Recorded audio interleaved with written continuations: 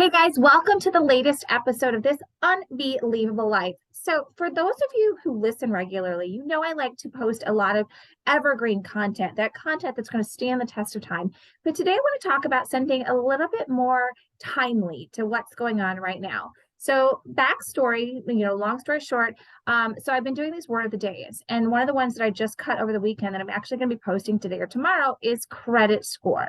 So part of the definition that it gave for me was that those with higher credit scores get better interest rates on their home. But based on what I'm hearing in the news, I really question that. Is this actually true based on some new legislation that's going through? So I dialed up my good friend Clint Bender with Fairwway, and I'm like, Clint, is this the truth? Like what really is happening here? And Clint, as the always expert, kind of broke it down for me. And I told him, you know what? This would make for the perfect podcast, and this is what I want to bring to you guys today.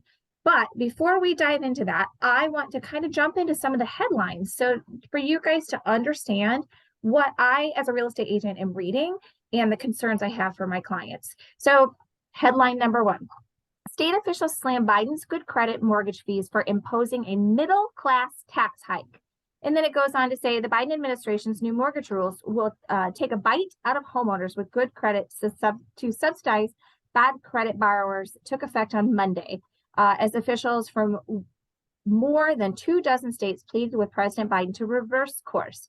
The policy from the Federal Housing Finance Agency, quote, amounts to a middle-class tax hike by forcing higher mortgage rates and fees on home buyers with good credit scores.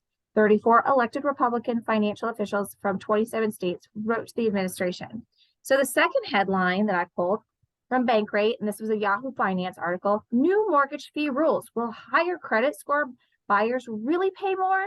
So the gist I'm getting from these is, I don't want to say a lot of fear mongering, but they're media. Like, I don't want to say that's their job, but that is kind of the impression I'm getting. So that article goes on to say, when the federal regulator of mortgage lending giants Fannie Mae and Freddie Mac announced an arcane schedule of new loan fees in January, few outside the industry paid attention. So I want you guys to know the definition of arcane. It means understood by few, mysterious, or secret. So it says, once it became clear the new fees would penalize some borrowers with high credit scores and reward some with lower scores, the changes became embroiled in political update. The last headline, experts outrage over Biden's new mortgage rule, punishing buyers with good credit. They call it a recipe for disaster. So Clint, break this down for us. What actually is really happening? And help me myth bust some of the media coverage on this. What really does this translate to for my home buyers? Thanks, Nikki, for having me on again. The answer to the question, it's not as simple as yes or no. If it's going to affect higher credit score buyers and help lower credit score buyers, it's kind of a yes and no answer. In my opinion, yes, the media is blowing this completely out of proportion. I've seen some social media this past week saying, hey, I've had even realtors, buyers, just non-industry people as well saying I should just let my credit scores go to get a higher credit score. That is, or to get a better interest rate. That is completely false. You will always get a better rate if you have a better credit score. What has changed? This was supposed to go into effect back into, it was around the first of the year. I think it was in January. It was supposed to go into effect. They pushed it back to May 1st, which was earlier this week. Basically, they pushed it back. It has went into effect. What it does is, there's some misconceptions. This only affects conventional loans, which is through Fannie Mae and Freddie Mac is the only two that it affects. It does not affect the FHA loans. It does not affect USDA loans. It does not affect VA loans. So it does not affect those at all. It's only conventional financing.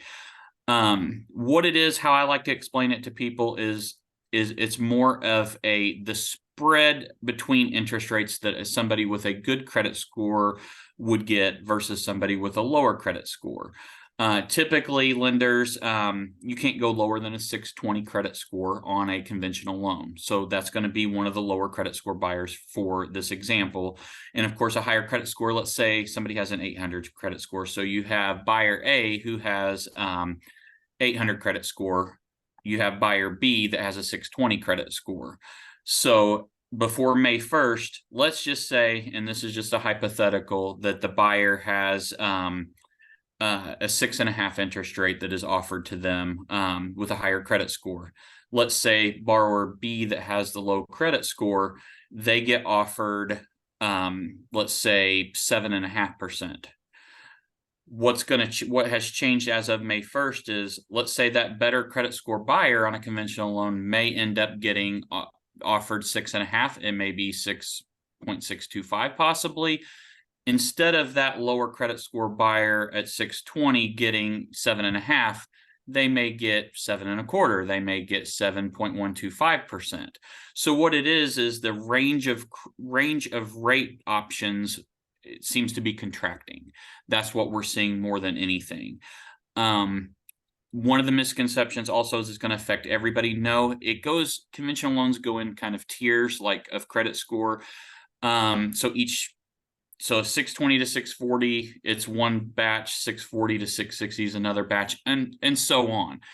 The same thing on a conventional loan is when you put 5% down, 10% down, 15% down or more, there's different hits that could happen to the rate then.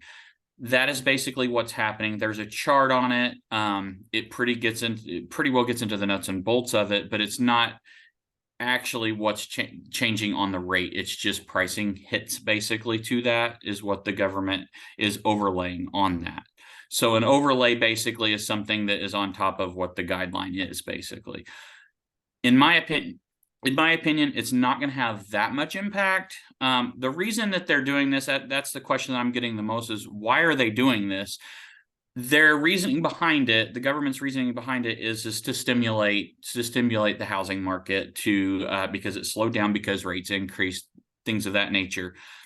The issue that I'm seeing, and I'm sure Nikki's probably seeing as well, it's just the lack of inventory. We have a ton of buyers looking for houses. There are just not enough houses on the market. So they're thinking, the government's thinking, hey, we kind of open it up for lower credit score buyers that are kind of, lying in the weeds right now, not really buying because they're worried about interest rates.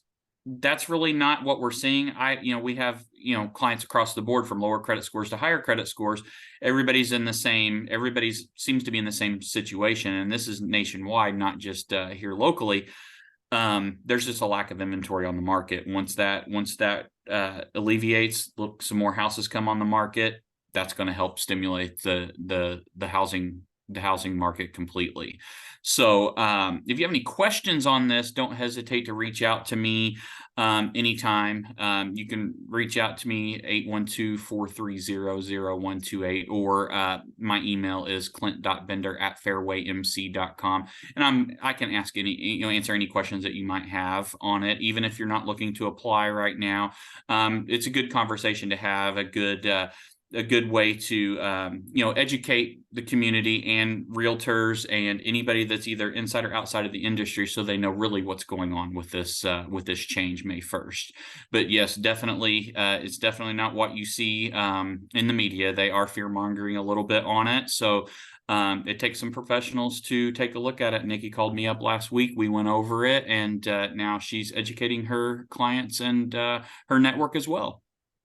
Fantastic. Clint, as always, you are the absolute best, and this is why we love you. You are always a phone call or email or text away anytime I have those questions, and this is why I love working with Clint so much. So with that said, everybody, if you have questions about what you're reading in the media, you have any of these questions, Clint and I are here to be resources for you. Don't ever, ever, ever hesitate to ask. I use the hashtag on the word of the day that I'm doing, hashtag the more you know. And that's exactly true when it comes to this sort of stuff.